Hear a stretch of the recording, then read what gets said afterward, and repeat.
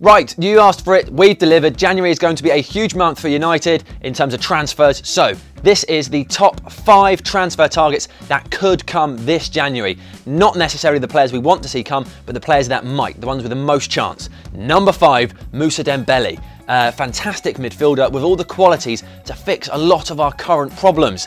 And the manager who bought him, AVB, has just been sacked, so it's a bit unsettling at Spurs at the moment, and he's not actually getting a lot of game time. He's sitting on the bench, so he may want to come and join the club a bit short in the middle where he can make a massive impact.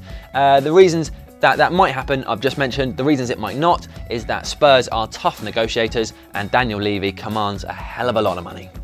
Number 4, another central midfielder. It's Sevilla captain Rakitic. He's 25 years old, was sort of in the mould of a Modric character at Sevilla in that he was a sort of a number 10 attacking player, but they sold their midfield anchor Kondogbia, and now he's having to do 2 jobs, and actually he's doing a very good job right in the middle of the park. He used to play as a winger, so has that in his locker as well.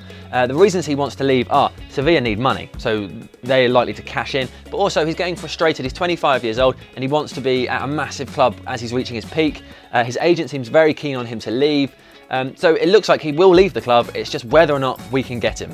Number 3, Porto central defensive midfielder Fernando. He's basically Makelele but 6 foot. He's nicknamed the Octopus as the ball sticks to him every time it's about. He's not especially fancy, but he's a very, very important player for his team and could do a similar job for us, and he's got 6 months left on his contract, so we could sign him on the cheap in January or perhaps even get him on a Bosman in the summer.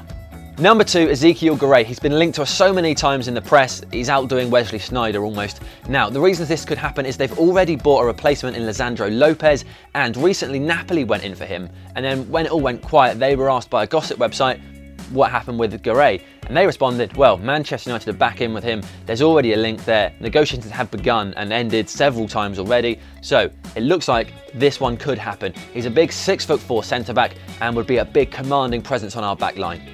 Number 1, not the most exciting, but probably the most probable. See what I did there? It's Leighton Baines, the Everton left-back, storms forward, he takes free kicks, he takes penalties, he can whip in a lovely cross, but he is only a few years younger than little Pat. So, is there a lot of point in bringing him in as well? We're not really sure. That's not really up to us. It does look like David Moyes wants him. Over the last few years, he has been one of the most creative players in Europe in terms of chances created, which is an asset, certainly, but do we need him?